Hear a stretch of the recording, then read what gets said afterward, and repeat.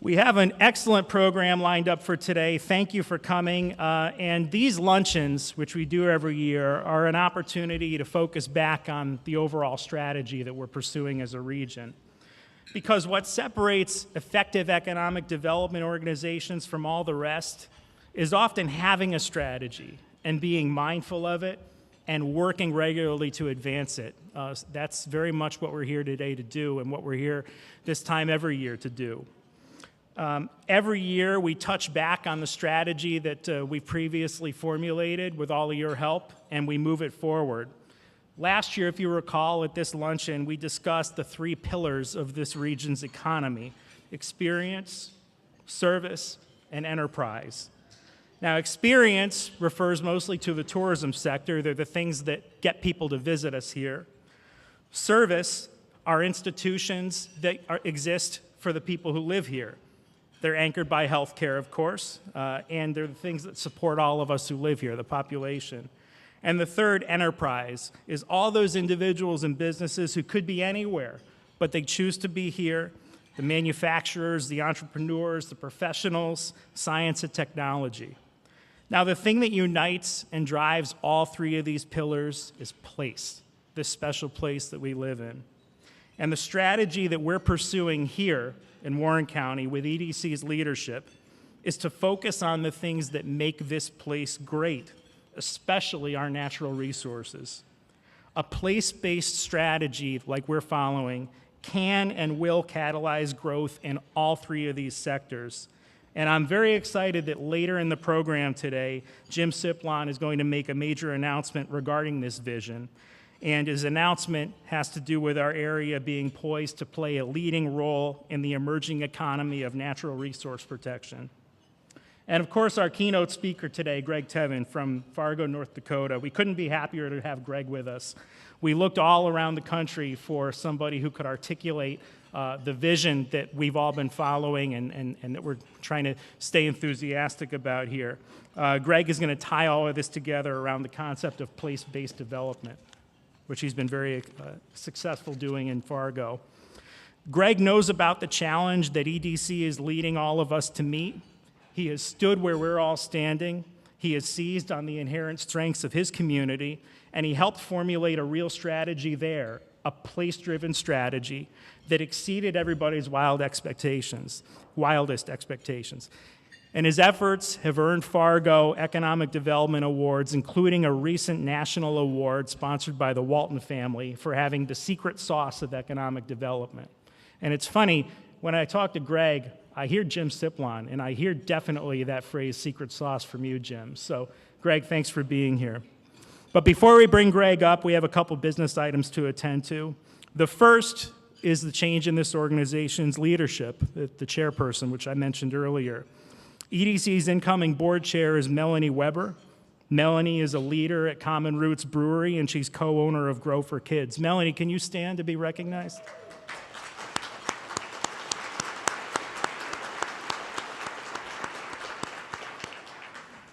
Thank you for stepping up and donating your time and energy and resources. We appreciate it a lot. Melanie is replacing one of our community's most accomplished leaders, Dr. Chris Duffy, who recently retired after more than 12 years as SUNY Adirondack president. Her accomplishments there included unprecedented investment in our region's educational, workforce, and community assets. She brought that same transformational activism to EDC, and she truly paved the way for a new generation of business advocates and partners who are aligned around creating a sustainable economy and community. And at this time, I'm very pleased to call Chris Duffy up to the podium, along with a member of the EDC Board of Directors, to make a presentation. Please come up.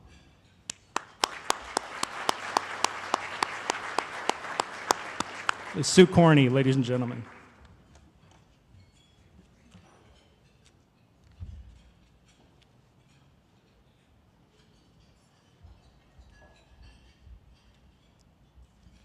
Good afternoon, everybody. This is such a pleasure for me to be standing up here next to my colleague, my mentor and good friend. In recognition of her years of service and dedication to Warren County EDC, including her leadership as the chair, Chris has been a strong advocate for economic development, education, and community partnerships. Chris helped build ties between Sioux de Adirondack, local businesses, and the region. Chris is a force for good. Her enthusiasm and passion are contagious. I'm so grateful for the time I shared with her on the EDC board. As she moves on to her next act, we thank her for leadership and lasting contributions. Please join me in congratulating Dr. Duffy.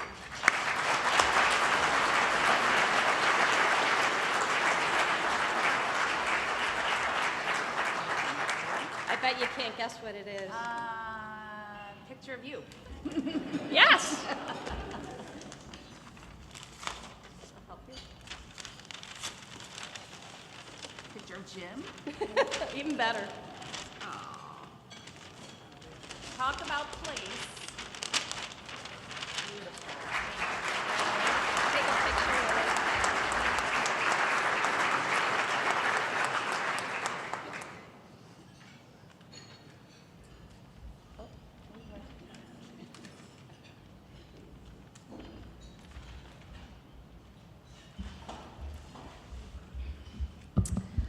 Well, good afternoon, everyone. Come on. A little, thank you, thank you.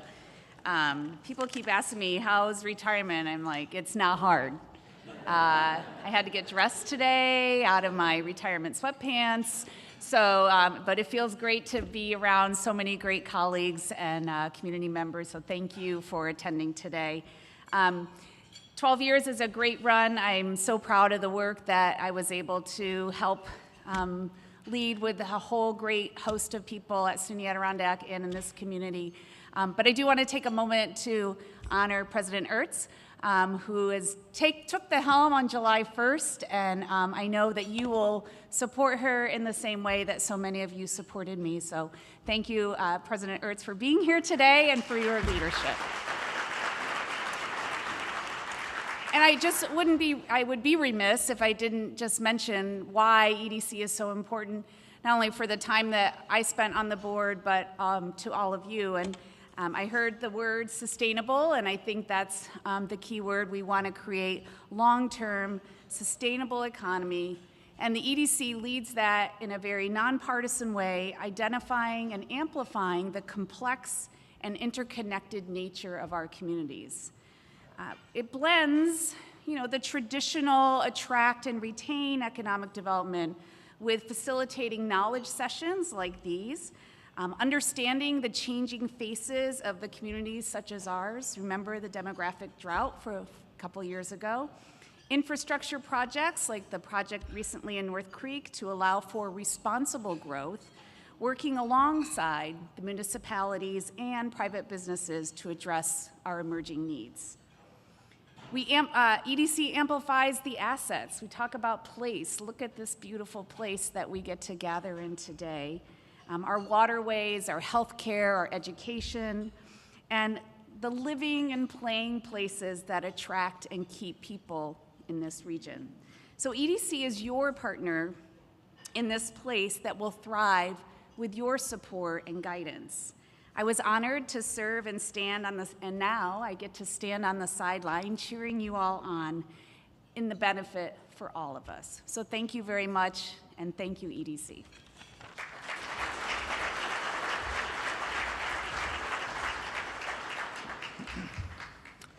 Thank you, Dr. Duffy. Thank you for your leadership. Speaking of education, I do want to acknowledge that we have representatives here from several of our school districts, the Bolton Central School District, Glens Falls School District, North Warren, Lake George, Queensbury, and Warrensburg. They're all here, and that's thanks to the generosity of the following entities that donated seats: Barton and LaJudas, Charter Communications, Fort William Henry, Heidelberg Materials, Just Water, the Niemer Motor Group, Six Flags Great Escape, Stewart's Shops, and Birch Bottle and Packing. Thank you all.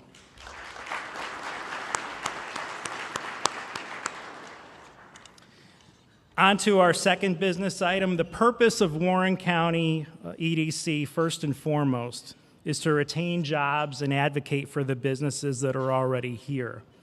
When businesses in this region are threatened, we serve as a forum to ensure that the community understands the threat and can link arms to help push forward toward a solution.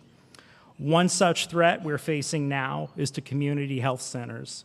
Now, as everybody here knows, there's a disproportionate percentage of our population that relies on Medicare and Medicaid, and changes to these programs always have a potential impact on our regional economy.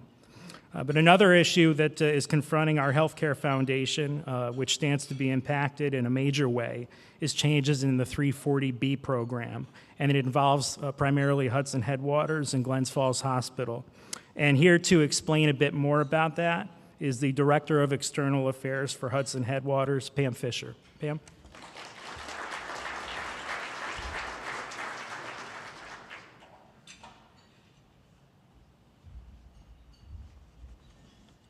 Thank you, everyone. Hi, I'm Pam Fisher from Hudson Headwaters, and I'm here today to share how Hudson Headwaters and other safety net providers meet the growing healthcare needs through the 340B federal drug pricing program.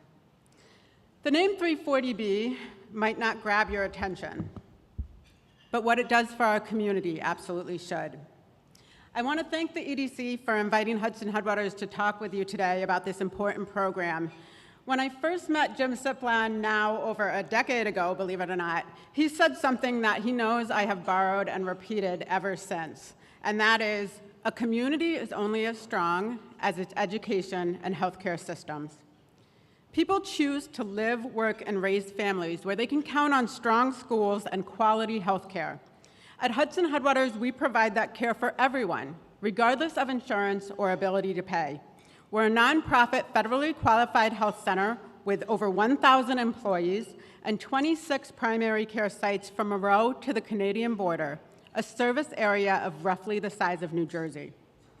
We can't do this alone. We collaborate daily with hospital partners like Glens Falls Hospital to keep care close to home. Right now, Hudson Headwaters, many rural hospitals, and other safety net providers are affected by pharmaceutical companies' efforts to weaken 340B, a program that was created by Congress in 1992 with widespread bipartisan support. It allows safety net providers like ours to purchase certain medications at a discount from drug manufacturers, and we are required to reinvest those savings directly into patient care and community programs. The visual beside me shows what this looks like locally.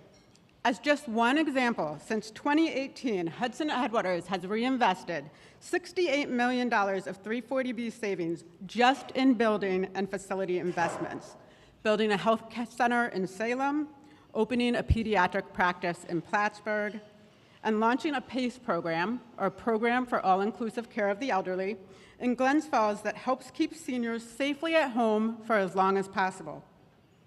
Another example, in 2023, when a local OBGYN office announced that it was closing, there was concern that families would have to travel farther and that labors and deliveries might shift away from the snuggery at Glens Falls Hospital. Thanks to 340B savings, Hudson Headwaters expanded OBGYN services and kept those births right here at home. Without 340B, our community would look a lot different. In over 20 states, legislation has been passed to protect the 340B program. Similar legislation has now been proposed here in New York State. And I want to be clear, 340B funding comes from pharma. It does not come from New York State. It does not cost our taxpayers. I know that some of you were at the Albany Business Review breakfast last week. Our CEO, Dr. Tucker Slingerland, who's here today, was a panelist and was asked what community and business leaders can do to help. His advice was simple and powerful. Empower yourself with accurate information, understand what 340B means to your region, and let your elected officials know how much accessible health care matters to the North Country and to Hudson Headwaters. Thank you all so much for your time.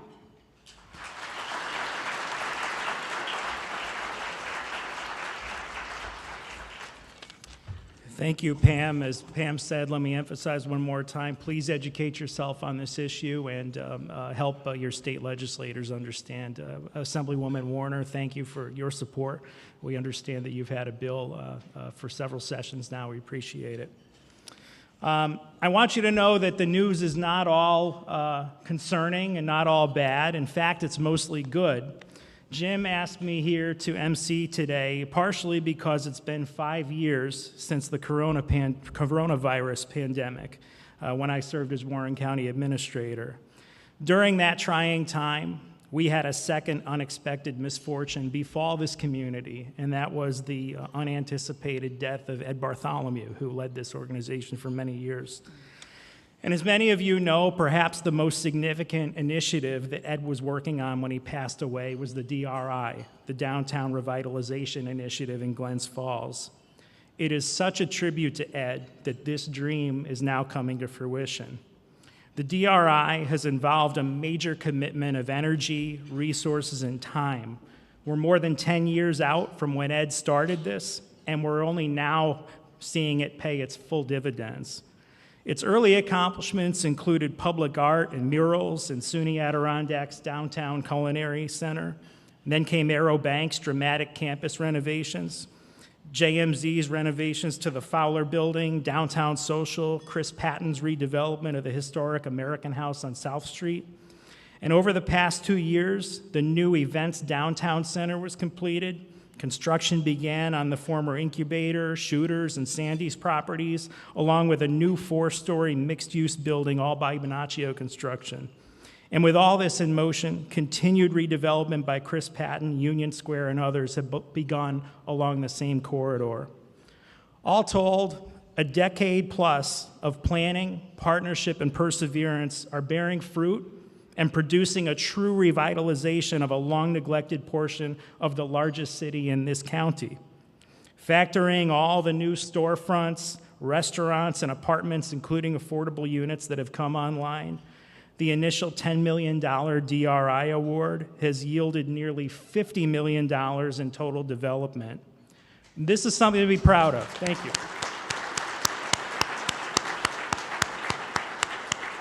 It's something to be proud of. It's an example to the entire state of how to do downtown revitalization. And perhaps more importantly, our experience with the DRI underscores that economic development requires time. It requires a dedicated commitment to strategy. It's not always about quick returns and easy-to-see rewards. Now, another sort of nose to the grindstone effort of EDCs that has paid off is broadband expansion. Again, 5 years ago when Ed died and Jim was appointed to succeed him, Jim came to see me and Warren County's elected leaders to ask what we needed. And the answer we gave Jim at the time was broadband, broadband, and broadband. And EDC responded. In short order, EDC did a regional needs assessment that is now used as a model by other regions of the state. EDC convened a wide swath of key players, including carriers, community organizations, elected leaders, and others to problem solve and move the effort forward with a regional approach, not a piecemeal locality by locality approach, a true regional approach. That forum became known as the North Country Broadband Alliance. It has no public funding, no charter, just people who are dedicated and focused on the mission at hand, and it still meets weekly today, 5 years since it was created. It has yielded remarkable results, increasing broadband access from 75% when it started to more than 95% for Warren County residents.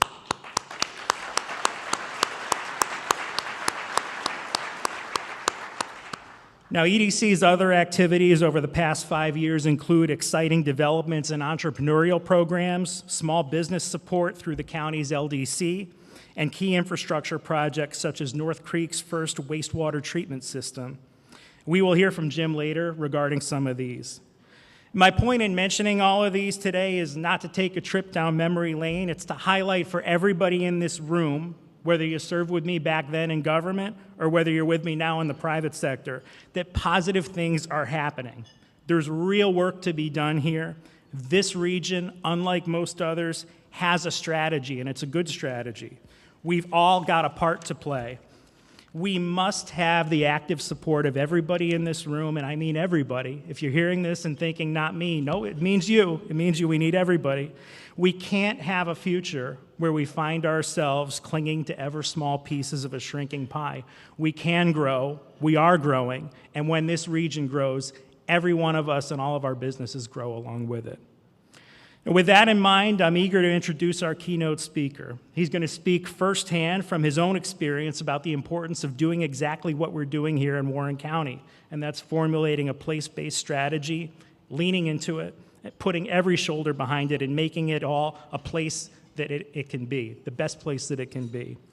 Greg Tevin is an expert in placemaking. He's the CEO and co-founder of Emerging Prairie, an organization that's creating a thriving ecosystem for entrepreneurs, innovators, and technologists in Fargo, North Dakota. Greg has been a leader of the award-winning revitalization of Fargo's approach to economic and community development over the past decade. How did he and his colleagues do this? They looked at Fargo's existing assets and resources. They built up upon their community's existing strengths. They forged an identity and a path forward for Fargo by first and foremost believing in Fargo and loving it, loving the place that they call home.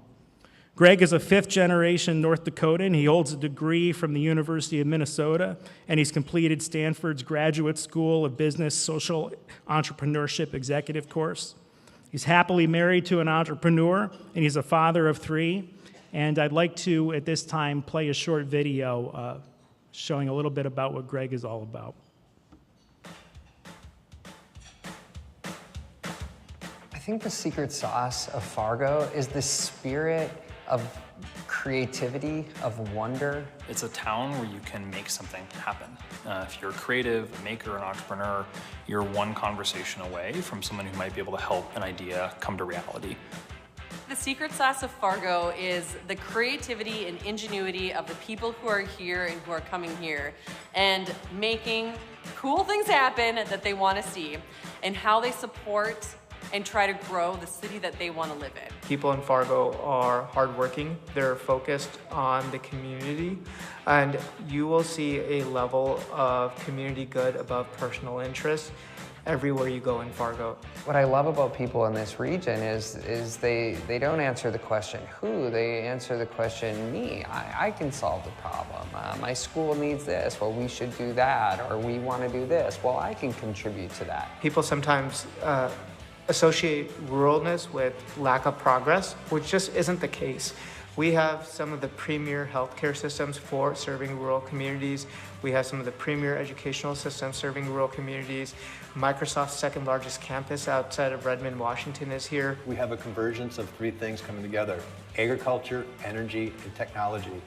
We are the first to innovate the Bobcat, the skid steer loader, Steiger tractor. All these great companies were born in this area. We really are very proud to talk about our advanced care in our bone marrow transplant program, which is just under 3 years old, amongst many other peds subspecialties, to really provide that care for our families and our children in our backyard and across our state. We have 2 major healthcare providers. We have major industry in agriculture. We have major industry in steel and mechanical and industrial. We have a symphony and opera. Our downtown has gotten like dramatically cooler and more of a place where you just want to hang out. And that is because of our park district and places like Folkways activating like a main square to actually exist, and for people to gather in and to have free events that are family friendly. Fargo has a tendency to wrap its arms around its community and specifically its youth, and it's something that I'm really grateful for. Really is about the people. The people are kind, the people are hardworking, and really look out for each other and each other within the community. I'm not going to wait for someone else to shape the place that I want to live, and so we can make it happen ourselves. We don't want to be the next Austin, Texas, or the next Silicon Valley. We want to be the first Fargo, a unique, interesting place filled with misfits and creativity, where people can experiment and be accepted, and ultimately increase the sense of belonging for each and every person.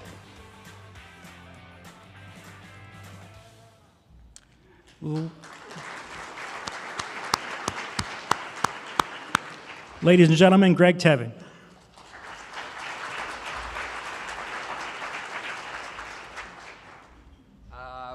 morning, everybody. Am I on? Am I on? Test, test. Are we on? Are we good? Can you hear me in the back? Fantastic. Well, thank you, everybody, for being here. I'm a bit rusty. I haven't done this for a while, and last night I got a little distracted because I flew in and I stayed here, and you have a lot of arcades here. And it turns out when you get to go to an arcade as a parent and you don't have kids to compete with, you get to actually win and spend far less money. What an absolute honor it is. I'm going to have an opportunity to share a little bit about my past, a little bit about what we're working on, and some thoughts for all of you. But first of all, where I'm from, just like geographic question, everybody acknowledge North Dakota is one of the 50 states. Okay, so we too have 2 U.S. senators just like you, but we only have 4% of the population of New York. So we're not all that similar as a state. Second thing, anybody been to North Dakota? Okay, awesome. Thank you for visiting. We lead the country when people are going to all 50 states. Like, we lead the country. Most people that get to the 50th state is North Dakota. And so it's an absolute honor to be an award winner here with all of you. We welcome all of you. And then I do want to make a disclaimer. Anybody ever heard of Mount Rushmore? Okay, South Dakota, not us. Other thing I want to say, we got a lot in common, I'm learning. You guys got the Last of the Mohicans movie, right? We got Fargo. But we got a TV show, so that was exciting. So I love being from North Dakota. It's interesting, like when you travel, I don't know if this is like you, but people actually speak louder to me because they're like, oh, we're from North Dakota, and then they're like, oh my God, I've never met someone from there. And then they speak louder as if we don't, like we can't hear. And then they ask, oh, do you have the internet? It's like, yeah, we do. And they're like, oh, Wells Fargo, love the bank. I'm like, oh no, that's not us either. But I grew up in the so I'm 41, I'm halfway to 82, and I grew up in the 90s in North Dakota, and they were talking about the brain drain. The best and the brightest from North Dakota were leaving. And I wasn't the best or the brightest, but I left because I didn't want anyone to know.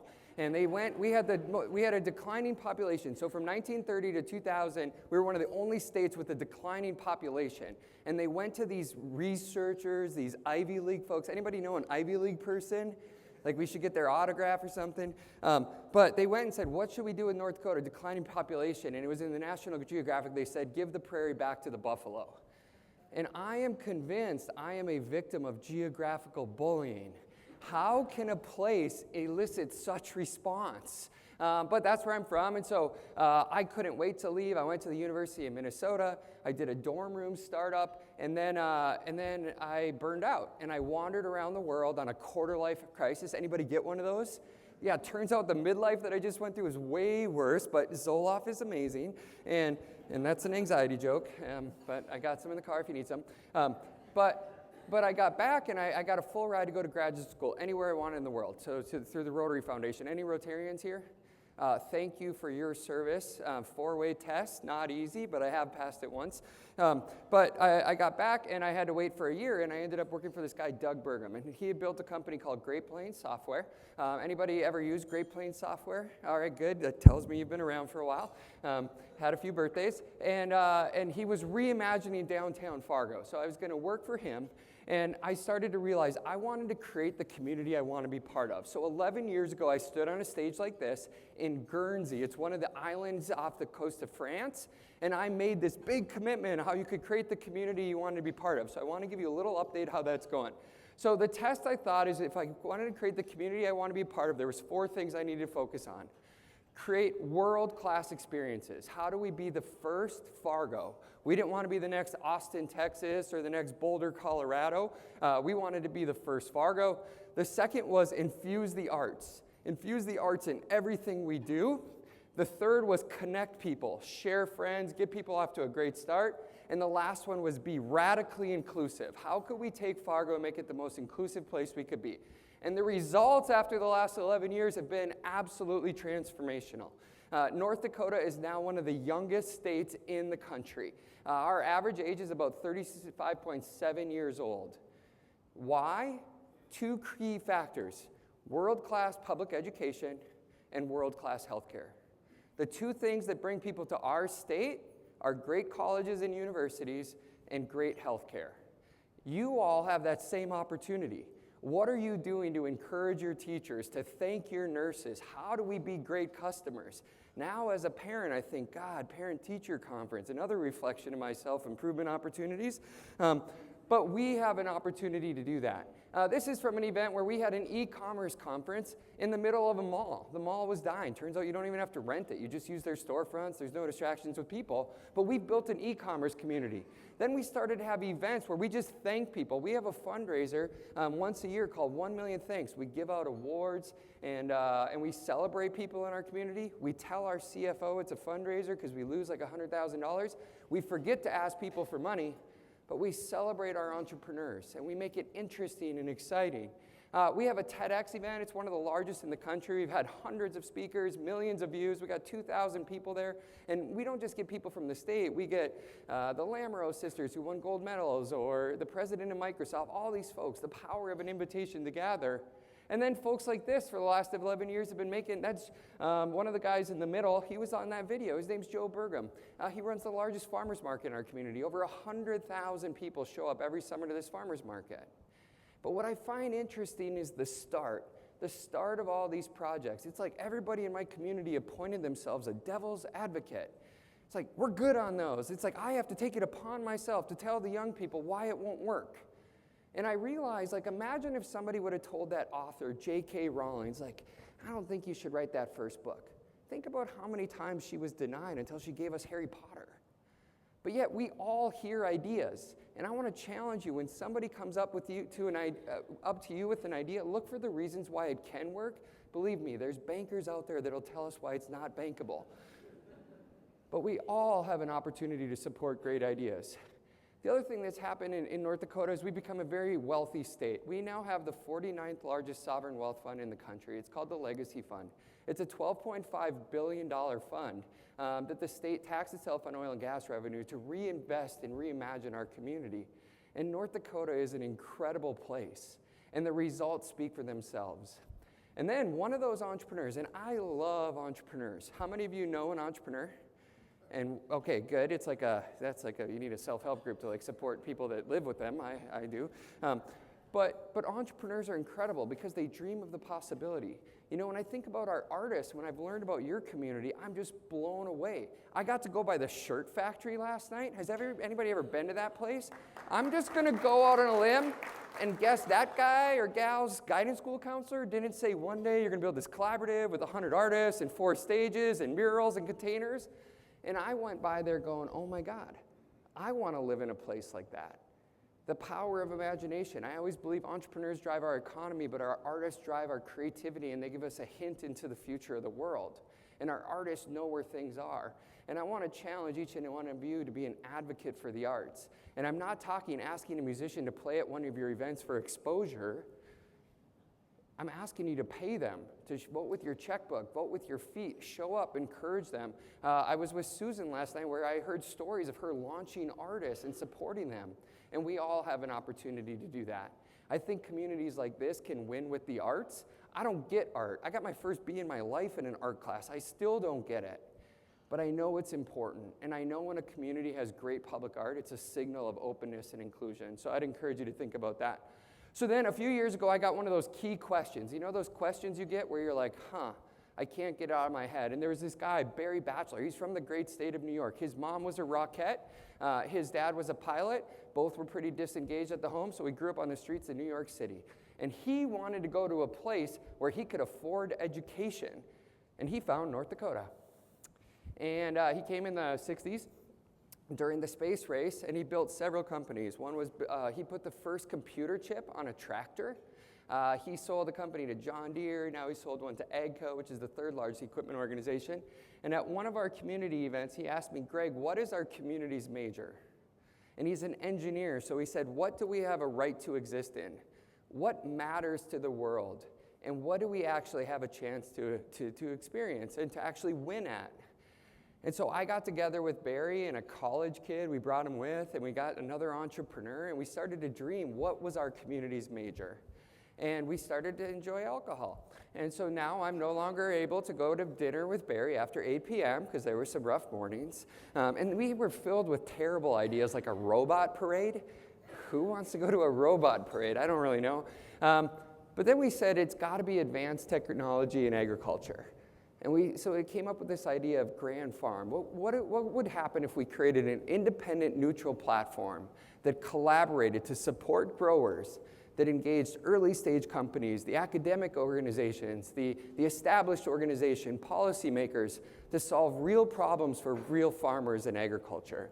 And unlike our friends in New York City, we all know food comes from the field, not the grocery store. And so we had an opportunity in the heartland to celebrate that. And so we wanted to take a different approach. If you think about economic development, there's a wide range of ways you could do it. One is you could do the simple approach, just use a recipe.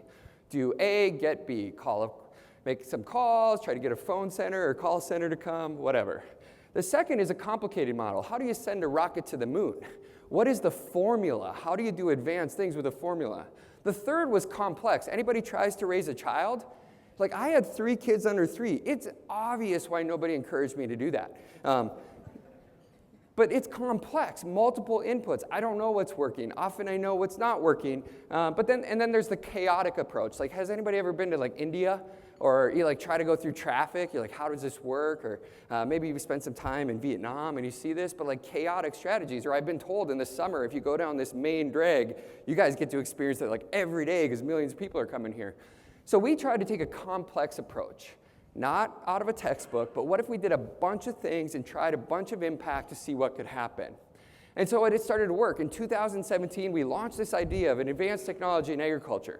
Somehow, Microsoft wanted to be relevant in rural America, which is great, and they made a $1.5 million kickoff to get us off the ground as we looked at building a steering committee of people to solve problems. What were the problems in North Dakota? What could advanced technology in agriculture solve? We knew access to venture capital was a big thing. Did you know? I bet you didn't. So you're going to like tell your friends, you're going to be so important, you can post this on LinkedIn. Do you know who the #1 venture capitalist in North Dakota was in 2019? We got not available because we didn't have any, so we had to work on that. Then we had to think about on-farm safety. We had to think about how do you get young people involved to stay and contribute. And we started to work on it, and so we launched this idea. And at our first event, we were so grateful because Secretary of Agriculture, Sonny Perdue, came. And it turns out he just loves pheasant hunting. And so we were close to pheasant hunting. And so we came, we had a first event, we had Sandy's Donuts, which is like premium donuts, which was great, and a tent. But that was our first ever event. And then this entrepreneur gave us 40 acres of land. So we got a porta potty out there, and it was during the pandemic, and we could do outdoor things. So we started inviting people. And then the state of North Dakota was going to do an autonomous plowing solution because it turns out getting people to drive plows in a blizzard is not enjoyable. Has anyone ever tried that? Don't recommend it. And so all of a sudden, we did this event out at Grand Farm with autonomous plowing. And then we connect the sugar beet farmers with that same company, Kratos, down in Florida. And now they've done 300,000 acres of autonomous truck testing in North Dakota because of us just hosting and gathering people. And then so we got this tent up, and we would just do anything. Like a college kid would like say, oh, I want to have an event out at your place. We're like, perfect, we'll buy you pizza. And then they came, and then fancy people would come see our Grand Farm, and we'd get a whiteboard, and we'd write up a bunch of fake stuff like Good Will Hunting on the whiteboard. And then people thought we were smart, and all of a sudden Chairman Pai, the FCC, came, and then the mayor of Fargo came up to me like, Greg, you got Grand Farm? I'm like, yes. He's like, you're getting hundreds of people out here? I'm like, yes. He says, this doesn't seem very grand. I'm like, but we have 3 porta potties now. And then we started to dream bigger.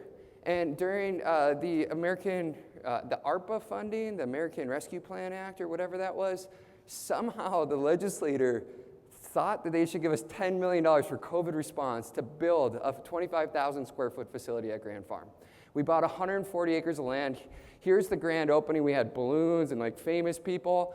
And now people just keep coming. We just had 150 FFA kids from across the country, and they got a chance to hear from Jamie Heineman, the Chief Technology Officer of John Deere. And when you ask high school kids to give corporate execs feedback, it is awesome. It is so raw. They just keep pushing them. It's like real feedback, not like pleasantry feedback. So that was good. Let's see what else we got here. And then we keep having all these events. So we threw up an AI conference in agriculture because that's kind of the buzzword. We hosted a U.S. Senate hearing with 4 members of the U.S. Senate Agriculture Committee, Senator Bozeman from Arkansas, Klobuchar and Smith from Minnesota, Senator Hoeven. We had Secretary Rollins come out to Grand Farm this summer for a tour on advanced technology in agriculture. And just last week, we had the Brookings Institute and the American Enterprise Institutes doing a rural prosperity tour, and they came and they're meeting our community. And we realize it's all just because we had this vision and idea to invite the world. So since we've opened, we've had 5,000 visitors. We have 450 acres of land. We host international groups. Like, who knew? Like, more international people come to North Dakota than like all of you. And so they're coming from like all over the world, which is really fun. And we have all these field tests. We have 70 corporations that pay us as partners to support the innovation ecosystem. And now we just kicked off a $40 million capital campaign to build a bigger campus to engage more in advanced technology in agriculture. And I tell you this whole story as this kid with an idea who grew up on a family farm, but the only thing I did on the farm is I took it upon myself to help grandma while my dad and my brother and my grandpa were farming. I played rummy and ate ice cream with her as my contribution to the farm. People can have wild and crazy ideas. I don't have a background in agriculture. I don't have a background in traditional economic development, but through collaboration with Emerging Prairie, the parent organization in Grand Farm, we've seen results. Our local EDC gave us the first $100,000 to contribute to this vision. Our local EDC was the one that opened the doors to get us off the ground. The partners within the EDC were the ones that gave us the platform to share our story to their colleagues, that chipped in the financial resources and told their friends and have invited the world. The Greater Fargo-Moorhead EDC was the transformational organization that paved the way for us to do all this work. And that's what I sense here. When I got here today, I went organization by organization and I looked at who's showing up. I looked at the names of the people that are volunteering and chipping in. You know, when I had an opportunity to hear from Dr. Duffy just sitting there, I asked, what are you going to do after retirement? She said, I'm going to stay here, and I'm going to keep at it. I get the sense that everything that I've seen here, whether it's Glen Falls downtown and the incredible theater, this reimagination of a Main Street, you know, I do think you could close a couple of those arcades to help people like me financially.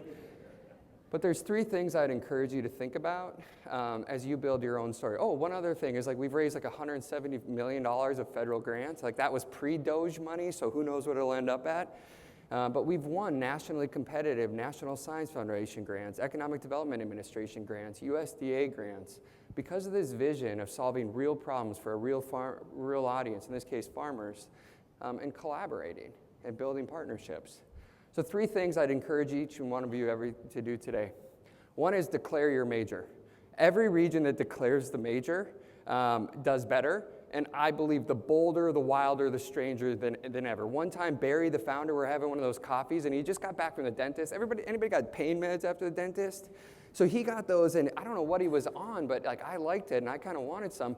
And he said, what if we do farming on space? Did you know the feds invest hundreds of millions of dollars a year in space farming? And so we've brought NASA and those organizations. So declare a major, commit. One is go public and invite the world. We had our first press release, and we're on the front page of the newspaper with just the idea and the name. We didn't know anything. And it turns out if you have bold ideas, people don't want you to fail, so they like fill in all the gaps. And it's amazing. You don't have to figure it out. This isn't like a university model where they announce a fundraising campaign, but 70% is done. We announce with $10. And we go for 40, just like I did today. So if anybody wants to close the gap, that'd be great. And then the last is a bias towards action. I think the worst thing you can do from a strategy point of view as you try to change the world is you sit on your hands. You have committee meetings. You know, I think about people that are like, well, I helped out. I was talking to a mayor one time. She's like, oh, I helped these entrepreneurs. I was like, oh, what'd you do? She's like, I sent them a grant proposal. I'm like, wow, you sent them paperwork. What a gift. I think we all have an opportunity to create the community we want to be a part of. And I think bold economic development strategies are what change the world.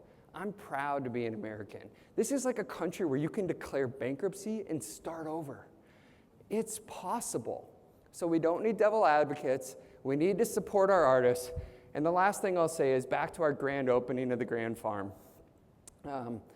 I had my kids on stage because I try to include them in everything I do. And they sat through 2 hours. We had like 14 elected officials. Like, Jesus, like 79 hours of programming. Just kidding, it was quick. But they talked about space farming and the future of technology to feed the world and support energy initiatives. And they pulled the balloons down. And that night when I was tucking my son AZ, Alexander, in, who's 5, he starts asking me, hey, Dad, if we're going to farm on space, or in space, how big of a rocket ship do we need to bring a tractor with? And what are the soil conditions like? And then I brought him out when we had our Autonomous Nation conference. He says, can I be a drone pilot? How do I get a license to fly one of those things? And I thought to myself, I need to engage young people in every single step of the process. Because young people know the world today. Yes, we have our stories from the past, and that's important. But the cliche of they're 100% of our future is so true. So I hope you'll be bold, I hope you'll declare a major, and I hope you'll continue to support one another on this entrepreneurial journey of a community. I've only been here for 24 hours, but it's beautiful here. Your downtown has energy and excitement, and I think we should have the next year's event at the T-shirt factory. Because that place tells me this place is filled with possibility. If you can do that, you can do anything. Thank you for having me. Have a great rest of your day.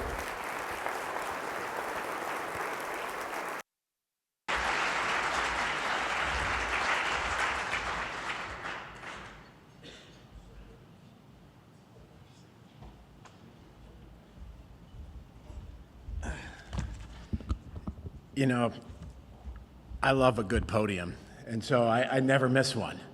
And when we were preparing for this year's luncheon, I had several people say, we got to find some people besides you to talk, Jim.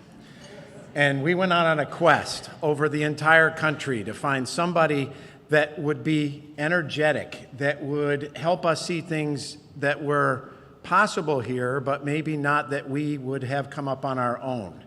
Ryan and Mark Behan helped me with that. We spent most of the year looking. We auditioned literally hundreds of people without them knowing it. And we found Greg. And I got to tell you, he's my new best friend.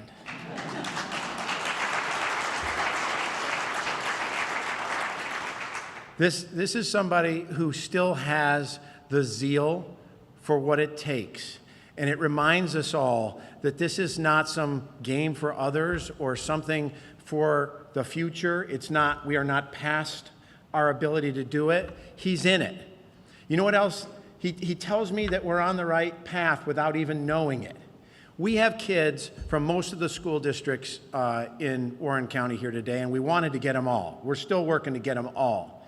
And everything we do, we've realized we are incomplete unless we are not only engaging them and listening to them, but giving them exposure to be a part of what is their future. It is only 20 years of my life. It's all of their life. This is not an elective.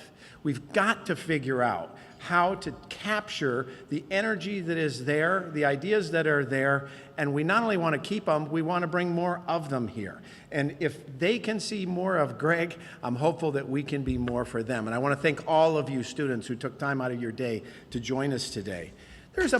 Yes.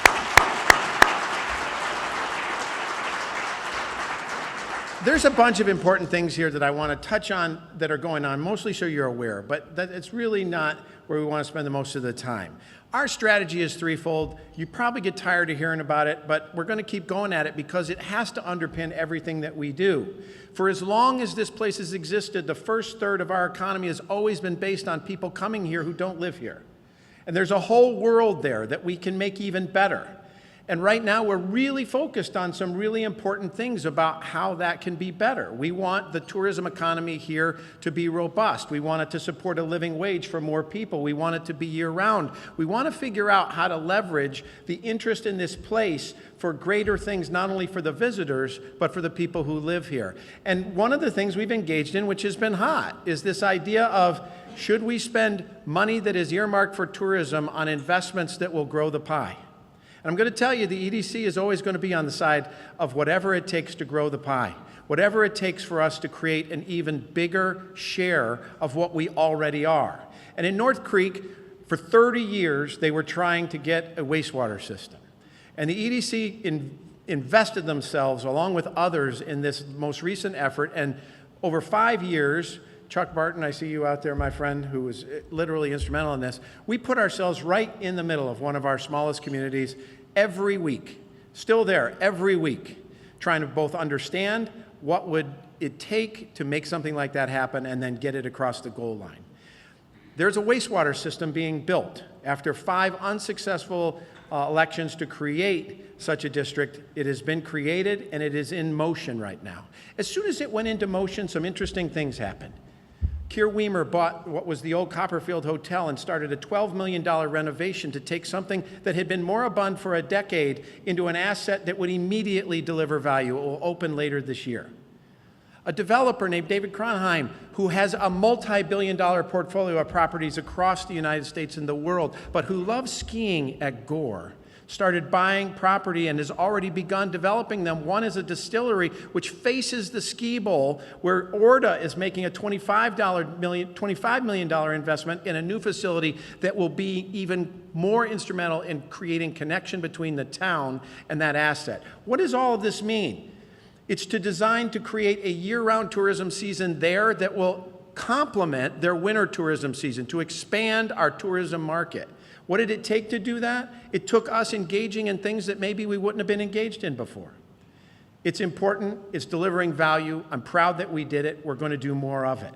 And those of you from North Creek, we're still there. We're coming every single week. We're honorary members of your community. I see Anna out here somewhere. Anna's on the town board there. Thank you for having us. The service sector that we talked about, which is anchored by healthcare.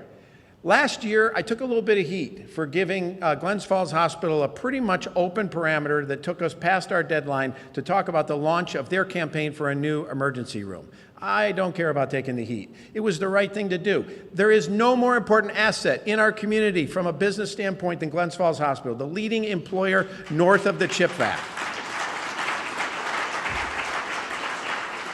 Without Glens Falls Hospital, we will not have healthcare in a region that's as big as the state of New Jersey, that's even close to what we have today. We must protect it. We must invest in it. I'm proud of the fact that they chose to launch their campaign with us. They've successfully now begun the execution phase of it. It is a victory for this community in terms of how it prioritizes and does the things that matter. And listen to Greg talk about the fact that a differentiator in communities that win and those that are not is whether or not they continue to invest in education, youth, and healthcare. I'm proud to say that this community gets that and knows it, and I want to thank you all for that support.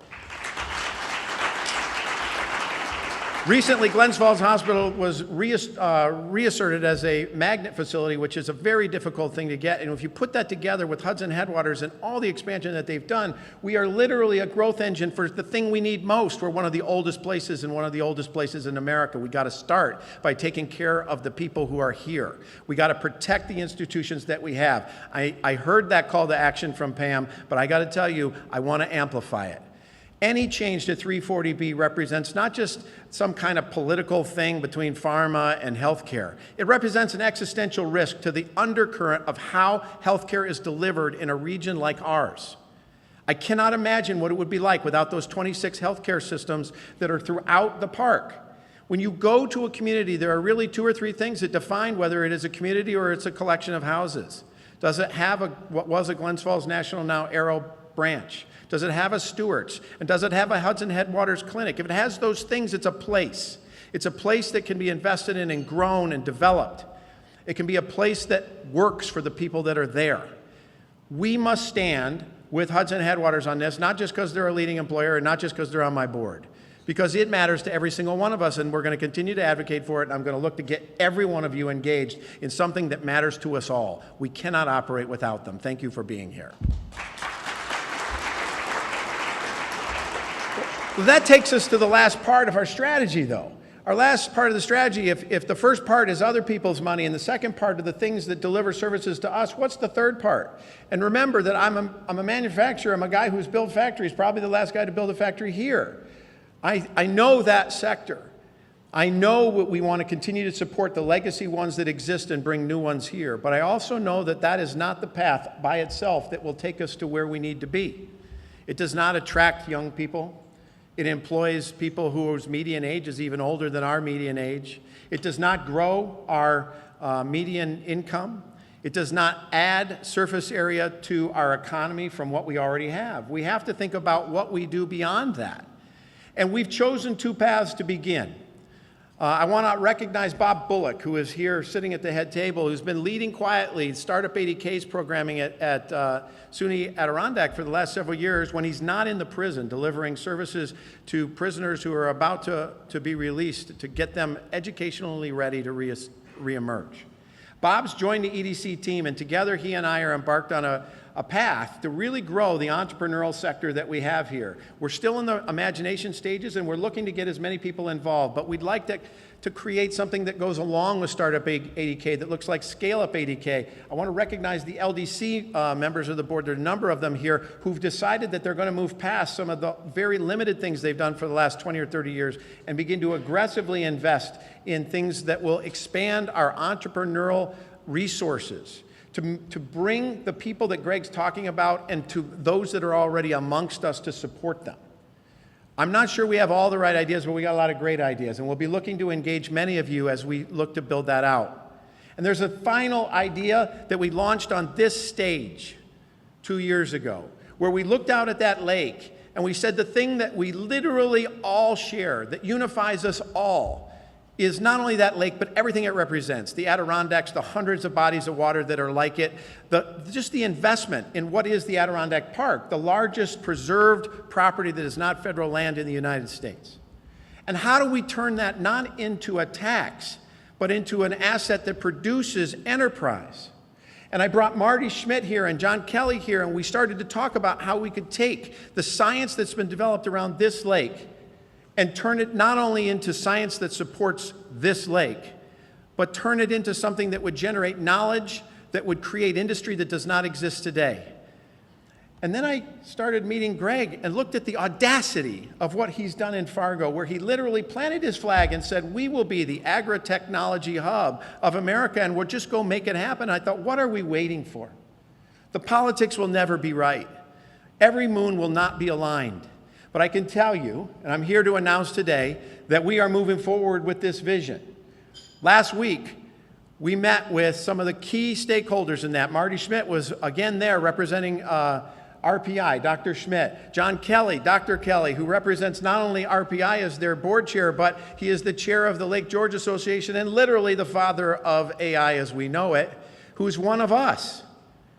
Number of other luminaries. We gathered them all and we said, are you ready? And they said yes. And so today, later today, there will be a press release that says that there will be a Center for Freshwater Protection, and it will be proximate to Lake George, and it will serve the needs of not only this community, but a world that is desperate for solutions that will help people either maintain clean water or achieve it. And from that, it will have three components. One will be a science component, so that we can continue to do this world-class science and we can attract even more. At least 10,000 square feet of world-class facilities with expensive equipment that will attract that kind of interest in our place. We are planting the flag. The second piece will be a visitor center or some kind of educational component. Could be an aquarium, could be a museum, could be all kinds of things, but it will be a place to engage young people, to teach people, to have them bring this knowledge back to wherever they're from, and to add surface area to our already existing tourism market. And the third piece is the piece that nobody's really ever explored before, which is how do we turn all of this into economic development? And we're going to the state to say that the 16th or 17th or whatever it is that we're at the number of defined economic development channels that should have a charter, should have a leadership team, should have investment measured in millions of dollars to grow that industry here in New York, is freshwater protection and natural resource protection. And this center will be a place where those ideas are provided with resources so they can become enterprise. It still kills me that the Jefferson Project has not yet produced a single enterprise. It's shameful that we have the best knowledge of how to protect freshwater in the world, and we have yet to create a company that shares it and that profits from that, that creates jobs that are aligned with the park. That's going to end now. Now we're on the path of trying to figure out how we engage all of the players that it will take.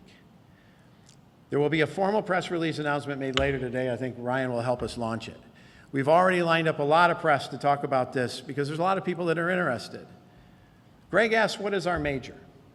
I'm going to tell you what our major is because we don't really have a choice. 92% of Warren County sits behind the blue line. It's in the Adirondack Park. Everything north of us is essentially boxed out from traditional economic development. We have no choice but to be about where we are. And we have one of the most beautiful places in the world to do it from.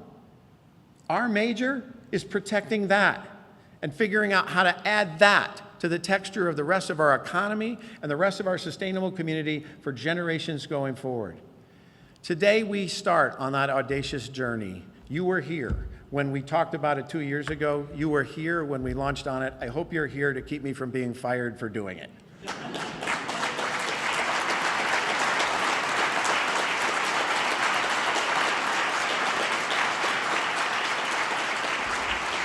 I want to let you go, but there's one more thing I want to say, and it came up when I was spending time with Greg over the last day or two. His commitment to arts is really important. It's not just because he wants it in the community that he lives in, it's because he represents it as surface area that both attracts and holds young people and allows us to be more.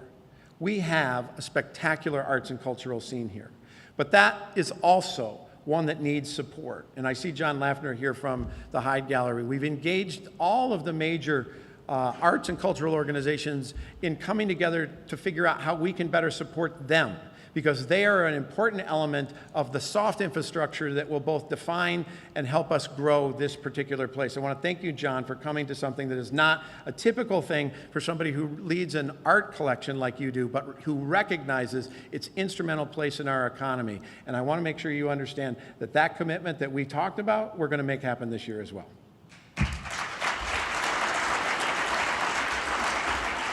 So listen, you come to these things hopefully not to get out exactly at 1 o'clock, but to find out that something was worth your time. Good food in a good place, listening to people who have ridiculous amounts to share with us like Greg did today, and to feel like, hey, we're in the right place. We're doing the right things.